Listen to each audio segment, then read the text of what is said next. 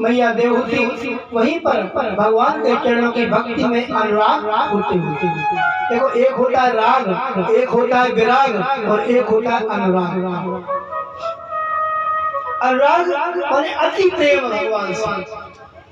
जब अति प्रेम हो जाता है, अनुराग हो जाता है, तो ऐसे अनुराग में मैया एक नदी के रूप में परिणित हो गई।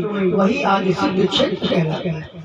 और भगवान कपिल जी आज समुद्र क्षेत्र में ऐसे आश्रम जिसे आज भी कपिल आश्रम कहा जाता है, यहाँ पर तपस्या करते हैं। आगे तीसरी बेटी है सती, आकुति, देवहूति और प्रसूति।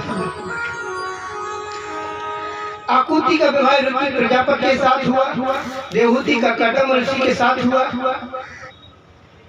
और तीसरी बेटी मनु महाराज की थी, उसका नाम प्रसूति, जिसका विवाह दक्ष प्रजापति के साथ।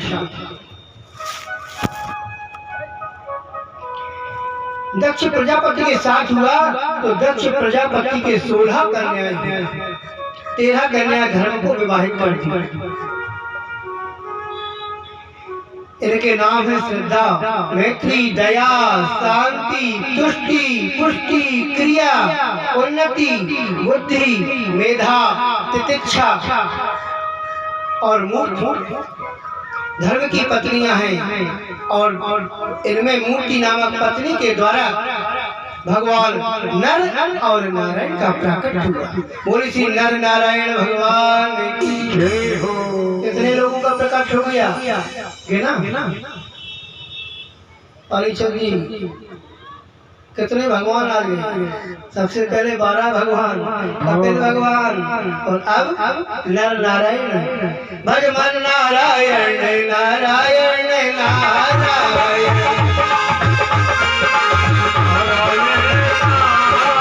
हेलो, आप लोग तालियां बजाए मुँह से कहीं तो हो रहा है कि यहाँ शंकरपुर में कथा हो रही। भज मन नारायण नारायण नारायण।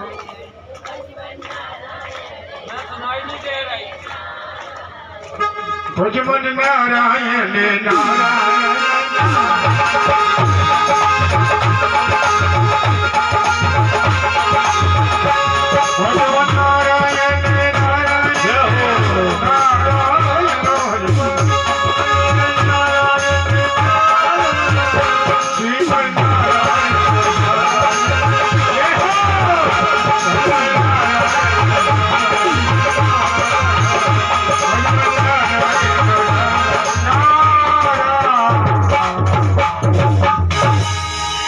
कन्या धर्म को और एक पितरों को दी स्वाहा और अग्निदेव को दी स्वाहा।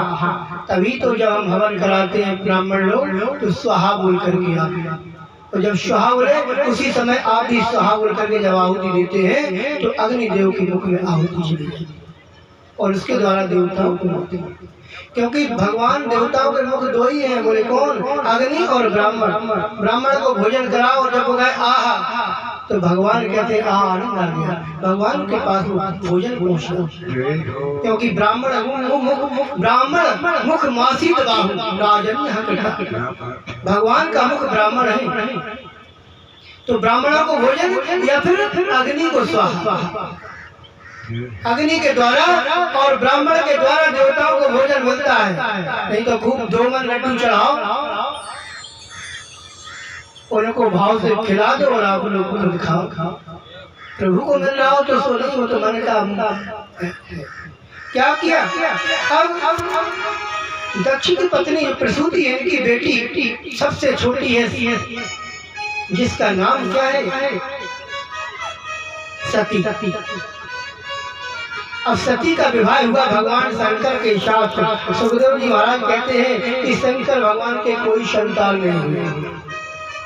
भव पत्नी सती भव देव मनुवृतः आत्मना सदृश्यः पुत्र न लेभे गुणशीलतः। सती जी सभी प्रकार से सेवा कर रही हैं। किंतु सती के कोई संतान नहीं है। बोले महाराज सती के संतान क्यों नहीं है? दक्ष प्रजापति का तो बताया। एक बार दक्ष को ब्रह्मा जी ने प्रजापति का पद दे दिया, और जब काऊ को मेहनत न करना पड़े, वो IAS बना दो तो क्या हो? उन्हें जब अनुभव नहीं है और अधिकारी पद दे दिया तो अहंकार तो आ ही जाएगा। तो ऐसे ब्रह्मा जी के पुत्र दक्ष प्रजापति का अधिकार दे दिया। आज सभी लोग स्वागत में बैठे थे। इन्होंने एक बात पे एक बृहस्पति यज्ञ किया। उस समय सभा में भगवान शंकर भी बैठे थे, ब्रह्मा जी भी बैठे थे। जब दक्ष आया तो दक्ष को देख करके सभी देवी देवता अपने स्थान से खड़े हुआ, क्योंकि राजा है। लेकिन भगवान ब्रह्मा जी खड़े नहीं हुए, विष्णु भी नहीं हुए और शंकर जी भी नहीं हुए। बोले ये नहीं हुए तो हम काहे खड़े हुए? उनने मन मानसिक रूप से स्वागत किया। लेकिन कुछ लोग अहंकारी जब तक तुम देह का स्पर्श ना करो पैरों का, तब तक वो चरण छूना समझते तो खड़े नहीं हुए। तो आज जो है शंकर जी को ये दक्ष प्रजापति विभिन्न प्रकार के अवसर कहने लगे। प्रेतावासेषु भूरेषु प्रेत भूते गणेवतः अष्टयो नमकं नग्नः व्यक्तिकेशो हसन्नुदन्। इस सभा में बैठे सभी सभा के लोग देखो ये कौन? बोले अमंगल भेष इसका, भभूति रमाए भूत प्रेतों को लगा साथ में लगा रहता है, ऐसी तो इसकी बुद्धि होगी।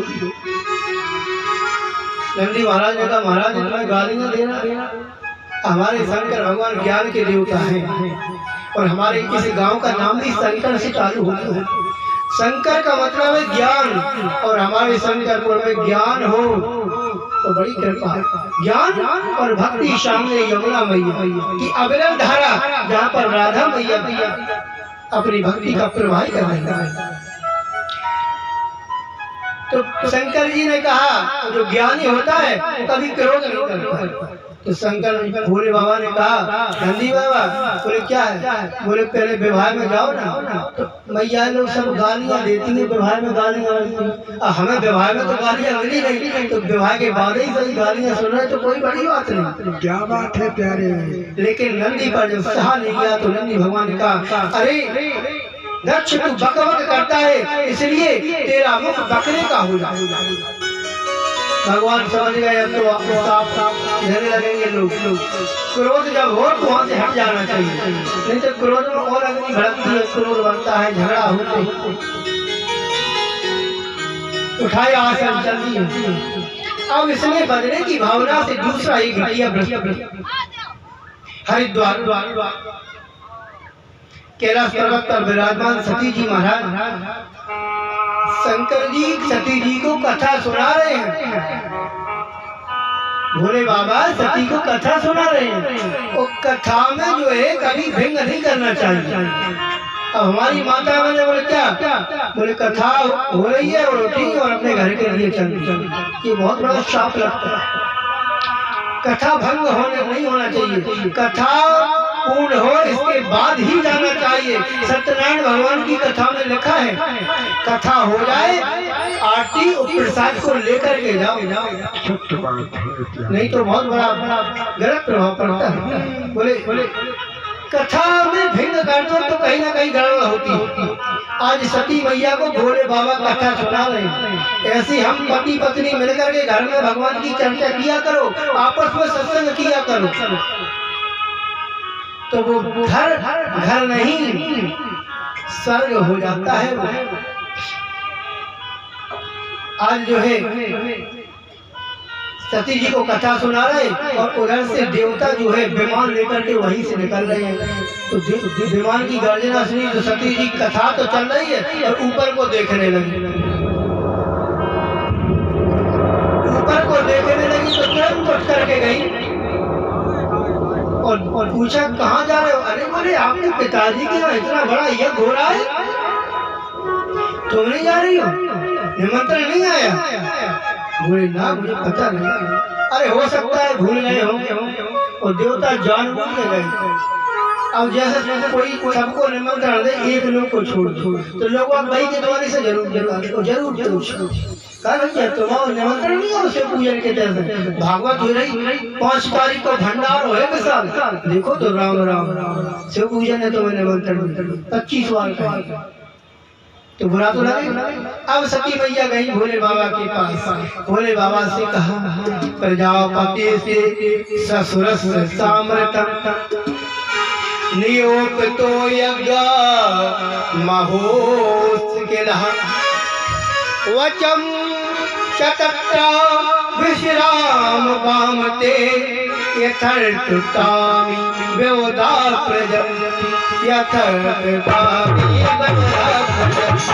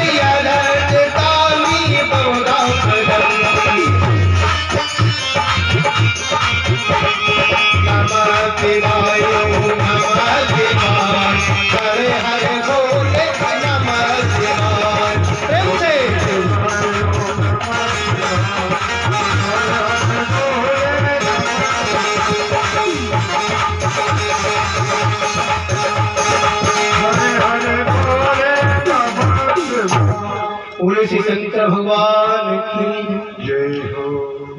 आज कथा चल रही थी, कथा में मन नहीं लगा और सती जी को मायके की पड़ गई और कथा भंग करी तो समझ लो क्या सती जी की हालत क्या हुई। अभी समझ में आ जाएगा कि सती जी को अपने शरीर की भंग करना। ऐसे ही कभी भी कथा में आओ, कथा आरती भी करके जाओ, कोशिश। अब ज्यादा ही कोई काम है तो चली जाओ, कोई बात नहीं, समय पर आओ, समय सही। तो आज भोले बाबा ने कहा कि निमंत्रण जानबूझ के नहीं दिया, लेकिन दुख मुझे इस बात का है कि मेरी वजह से अपनी बेटी को भी बिसरा दिया। कैसा पिता, पिता को तो बेटी बड़ी प्यारी होती है। बेटी वो होती है जिसका जब जन्म होता है तो घर में बड़ा दुख होता है कि बेटी होती है, लेकिन वही बेटी जब बड़ी होती है अपने स्नेह और प्यार से इस घर में इतनी प्यारी हो जाती है कि बेटी के बगैर घर चलता नहीं। इतना ध्यान अपने पिता का रखती है, इतना ध्यान अपनी माता का रखती है। अगर पिताजी कहीं गए हैं काम पे, लौट के आते हैं तो बेटा नहीं पूछेगा, लेकिन बेटी पूछे पिताजी आज आप बहुत थक गए हो, विश्राम कर लो, कुछ जलपान कर लो, क्या बात है तुम्हारी तबीयत ठीक नहीं है। ये बेटी कहेगी, बेटा नहीं कहेगा। और जब बड़ी हो जाती है तो पूरे घर का काम काज, लोगों का आना जाना सबको अपने स्नेह में लपेट देती है। और जो भाई गलती करता है, पिता से शिकायत होती है तो बेटी अपने ऊपर, पिताजी ये भैया ने गलती नहीं की, मैंने की थी। और जब अपने ऊपर ले लेती है तो पिता का सबसे ज्यादा आशीर्वाद बेटी पर होता है। कुछ नहीं कहती, डांट भी सहन कर लेती है बेटी। और वही बेटी अपने मोहल्ला पड़ोस में वो संस्कारी बेटियां सभी को प्यारी होती है। और जिस समय विवाह होता है तो विवाह के पहले से बेटियां मुख मोड़ लेती है, किसी की तरफ देखती नहीं है। अपने कमरे में जाती है और देखती है खिलौना, कल ये खिलौनों से हम खेलते थे, वो कल ये खिलौने हमसे छूट जाएंगे। ये किताबों से हम पढ़ते थे, ये किताबें हमसे छूट जाएंगी। जिस बगीचे में हम सहेलियों के साथ खेलते थे, वो सहेली अभी अब नहीं मिलेगी। जिन भाई बहनों की माताओं के साथ बैठते थे, बातें करते थे, अब वो भाई बहन भी छूट गए। तो बेटी की तरफ जब कोई देखता है तो बेटी नीचे गर्दन डाल लेती है। क्यों? अगर उसकी तरफ देखती तो रोना आ जाता है। लोग वह कहते हैं कि बेटी का विवाह आ गया और पता नहीं क्यों ये मुख मोड़ नहीं है, लेकिन बेटी कभी मुख नहीं मोड़ती। संस्कारी बेटियां कभी मुख नहीं मोड़ती। बेचारी आगे अपने कमरे में एकांत में जाकर के बेटियां रोती हैं कि कल मेरा भैया छूट जाएगा, मेरे माता पिता छूट जाएंगे। इस प्रकार से जब हल्दी चढ़ने लगती है तो बेटी की आंसू नहीं होती। समय आता है, पिता जब बेटी का विवाह करता है तो जिस समय विदा करता है तो उसकी इच्छा विलप करके वो बेटा अपने पिता बेटी के लिए रोता है। और जो भाई जो नित्य प्रति अपनी बहन से लड़ता था, जो रोज लड़ता था अपनी बहन से, और तब भी वो बहन जाकर के भैया को मनाती थी, भैया कोई बात नहीं, भोजन कर लो, भूखे नहीं सोया जाता, ऐसा तो चलता रहता है। जो भैया रोज लड़ता था, आज विदा के समय वो भैया बिलक करके रुका। उससे जब पूछते हैं तू क्यों रो रहा है, तू तो लड़ता था, वो कहता है कि मैं तो लड़ता था लेकिन ये मुझसे कभी नहीं लड़ी, इसलिए मैं रो रहा हूं। भैया बहन को ना बुलाए, ऐसे भैया के छाती पर पत्थर रख जाता है, लेकिन बहन भाई को भूल जाए ऐसा कभी हो नहीं सकता। जब भाई नहीं बुलाता है उस समय बहन अकेले में एकांत में बिलक के रोती। क्यों? ससुराल वालों के ताने सुनने पड़ते उसको। इसलिए मैं कहना चाहता हूँ मेरे भाइयों, अपनी बहनों को कभी मत भूलना। साल में चाहे 2 दिन के लिए बुला लो, लेकिन बहनों को बुलाना। ऐसी बेटियां जब घर जाती है तो घर के रोते हैं, आस पड़ोस के रोते हैं, परिवार के रोते हैं, रिश्तेदार के रोते हैं। आज वही बेटी सती, ये भोले बाबा कहते कि तुम्हारी मेरी वजह से तुम्हारे पिता ने नहीं बुलाया, कैसा ही पिता है कि तुम्हें छोड़ दिया।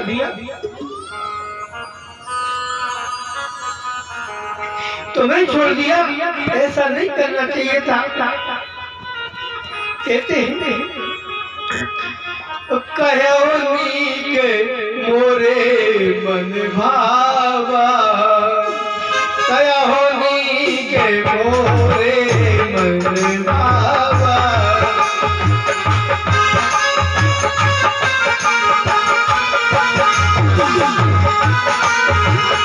यही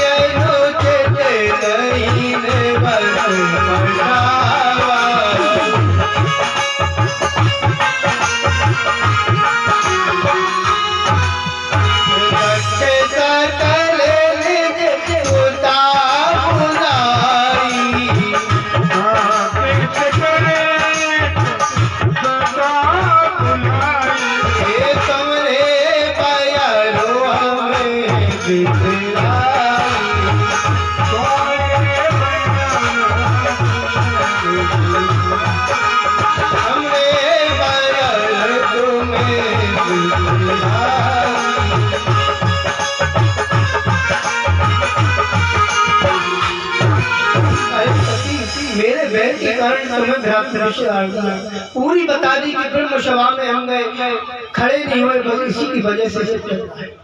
तो सती ने कहा पिताजी महाराज, भोले पतिदेव महाराज स्वामी आपके ससुर की यहाँ यह घोड़ा है, हो सकता है चिट्ठी देना भूला है। यदि वृक्षिष्यामि हाद मद्वृधो भद्रम भवत्यात्तदो भविष्यति। सती जी बिलख के रो रही कहती है, स्वामी संभावितस्या सजना पराभवो यदाई तद्यो मरणाय कल्पते। मैं बहुत दिन से अपनी माई के नहीं गई हूँ, पिता को नहीं देखा, सखियों को नहीं देखा, बहनों को नहीं देखा, मैं अवश्य जाऊंगी। स्वामी मुझे आज्ञा दो। और जब कहते कि नहीं जाने देते तो कहीं ना कहीं कोई व्यक्ति सफाई तो देता ही। कहने लगी सखी कि 3 जगह तो जा सकते हैं। बोले कहाँ? कहने लगी, बताने लगी क्या? और जगपी मित्र पशु जगपी मित्र प्रभु और पितु गुरु के जायो बिनु गो ले हो न संदेहा।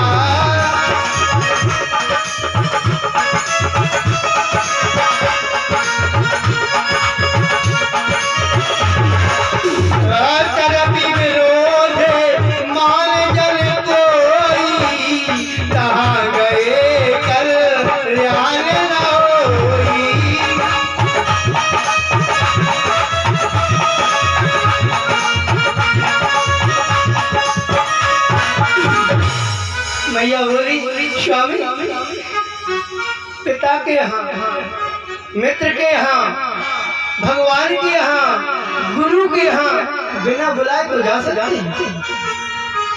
गुरु के यहाँ गुरु बुलावा भेजे नहीं, गुरु के यहाँ बिना बुलाए जाना चाहिए। और मित्र के यहाँ बिना बुलाए चले जाओ कोई बात नहीं, और पिता के यहाँ भी बिना बुलाए। क्यों?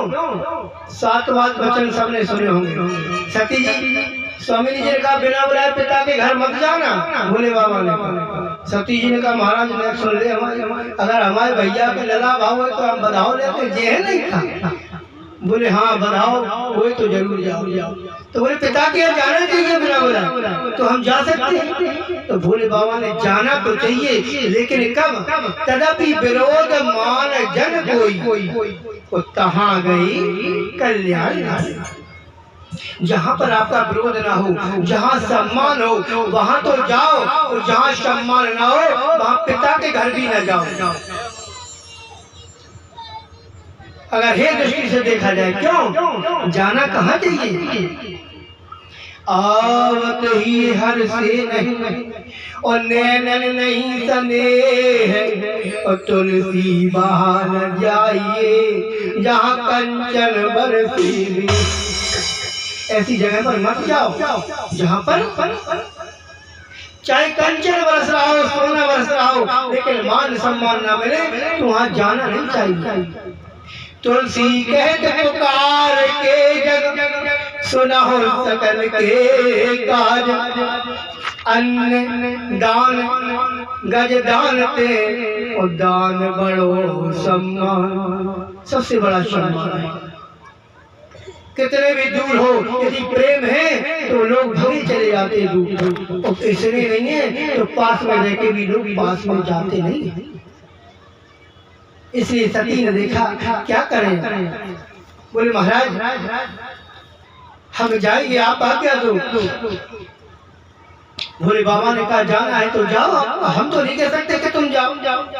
अब सती जी बेचारी जाती है, लौट करके आती है शायद भोले बाबा को, और सती जैसे ही लौटती तो भोले बाबा आंखें बंद कर लेते, फिर दूर तक चली जाती है, फिर सोचती है बाबा देख रहे होंगे, मुड़ करके देखते तो भगवान बाबा आंखें बंद कर लेते। जब समझा भोले बाबा ने ये नहीं मानेंगे तो आज नंदी से कहा जितना भी सामान इनका हो पूरा सामान लाद लो और मैं सामान के ले जाऊँ। क्यों? क्योंकि भोले बाबा जानते थे, क्यों अब ये मानेगी नहीं तो वहाँ जब मेरा अपमान देखेंगी उस समय या फिर जिंदा लौट करके नहीं आएगी। क्योंकि पतिव्रता नारी वही है, माई के जाए और पति का यदि अपमान हो और पति वहाँ से जाने लगे तो पत्नी का कर्तव्य बनता है मायके को छोड़ दो पति के साथ, क्योंकि पति के साथ जिंदगी चलेगी, मायके वाले तुम्हारी जिंदगी पूर्ण नहीं कर पाए, और मायके वालों को प्रेम होगा तो फिर भी बुलाएंगे तुमको।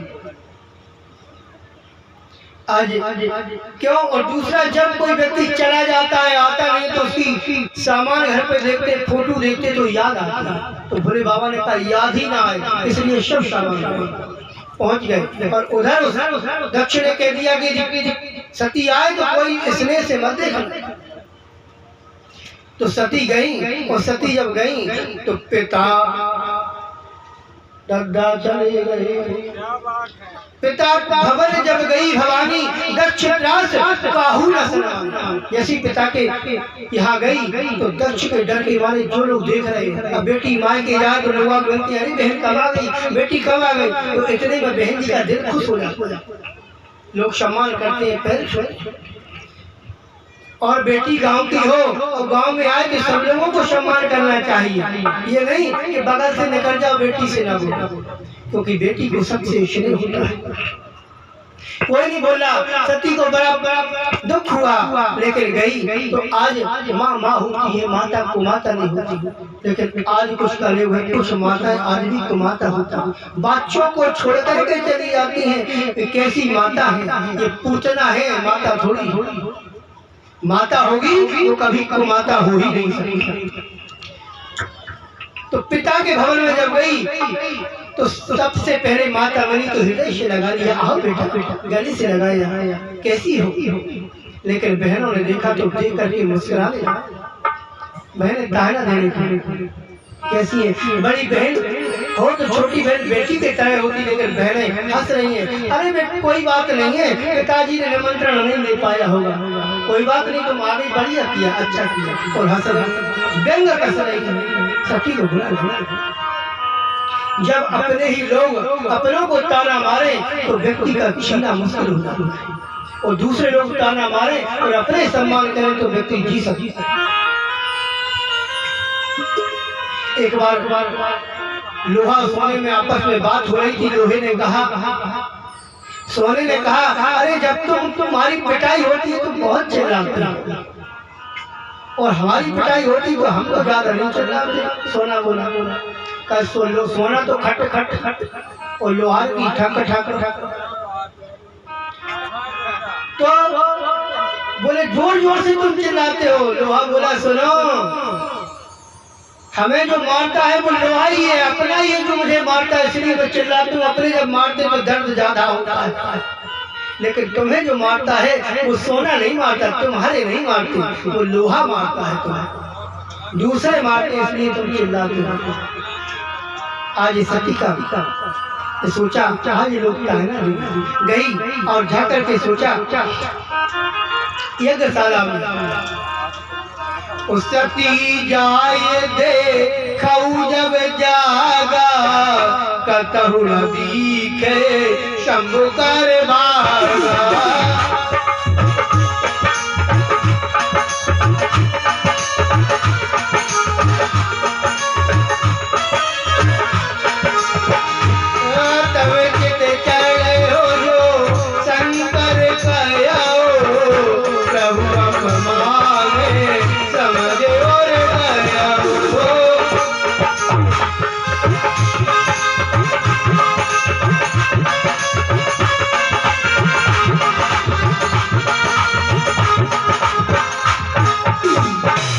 देखा कि हमारे भोले बाबा का ये स्थान न कोई स्थान नहीं, सब देवताओं का है।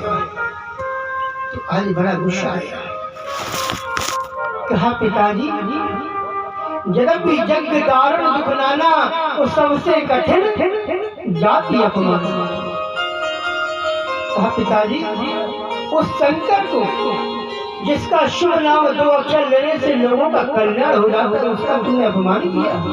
आज मुझे अपनी देह पर तरस आता है, जब मेरे पति मेरे स्वामी मुझे दक्ष सुता कहकर के पुकारते हैं, और अब यदि वो दक्ष सुता कहकर के पुकारते हैं, पुकारेंगे तो मुझे अपना मुख ये देह दिखाई कैसे त्रिपुर को दर्शन कर सकता। सही कहा था, वहाँ मत जाओ, जहाँ पर अपमान हो वहाँ नहीं जाना चाहिए।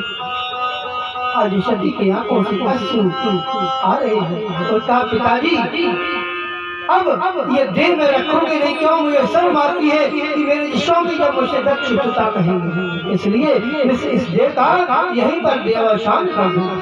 योग अग्नि को आवाहन किया, आसन लगा करके बैठ गई और भगवान का ध्यान शुरू कर दिया।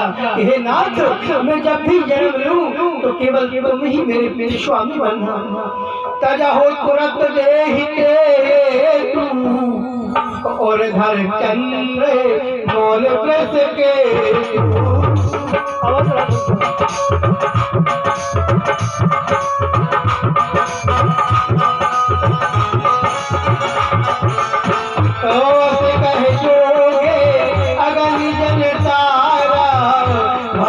सकल भक्त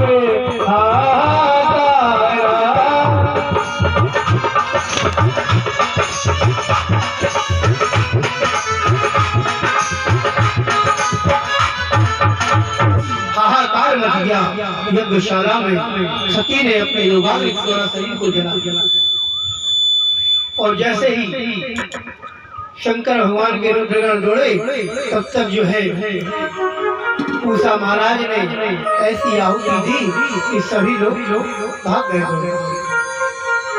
और इतने में नारद जी ने खबर, कौन है जो पत्रकार है, बहुत अच्छे संवाददाता, बहुत खबर को सजा के रखते हैं। पेपर में एक बार पढ़ा, धक्का मार के अग्नि में गिरा दिया गया। पहुंच गए नारायण नारायण करते हुए, बीड़ा बजाते हुए और नारायण नारायण करते हुए पहुंचे और भोले बाबा को प्रणाम किया। बोले कैसे आए हो? बोले महाराज जैसे हम थे और वैसे ही तुम भी हो गए। बोले मतलब का सती मैया यज्ञशाला में गई तो दक्ष ने ऐसा धक्का मारा कि कुंड में गिरी तो गोविंद आए नमो नमः। बोले है हाँ, बोले शरीर त्याग दिया। अब तो भैया जैसी खबर सुनी गुस्सा आया, क्योंकि भगवान शंकर कितना प्रेमी कोई हुआ नहीं है, पत्नी से इतना प्रेम करते थे सत्य। एक जटा उखाड़ा और पृथ्वी पर पटक दिया और जैसे ही पटका तो वहां से वीरभद्र नाम के रुद्रगण प्रकट हो गए। बोले महाराज आज्ञा। बोले जाओ और जाकर के यज्ञ को विध्वंस कर दो। ऐसे वीरभद्र अपने साथियों को लेकर के पहुंचे जैसे कोई तूफान आ। पहुंच करके जाकर के जो है पूसा की डाली उखाड़ सभी देवताओं के अंग भंग करते हुए दक्ष को पकड़ करके गिट्टी मरोड़ करके निकाल के गर्दन कुंड में स्वाहा कर दी और लौट करके आ गया। यज्ञ विध्वंस हो गया। यज्ञ जब विध्वंस हुआ तो आज देवता बेचारे पहुंचे ब्रह्मा जी के पास। बोले महाराज हम तो अपना भाग लेने गए थे लेकिन हमारी भाग चालू क्या हुआ? बोले ऐसी ऐसी बात हो गई। बोले गए काहे को होते? ब्रह्मा जी बोले हम नहीं गए थे तो आप क्यों गए? बोले गलती हो गई महाराज। आज ब्रह्मा जी के साथ में सभी देवता रुद्रगणों के पास पहुंचे और रुद्र भगवान के पास जाकर के प्रार्थना की है, नाथ कर्पूर गौरम करुणावतारम संसार तारम मुझे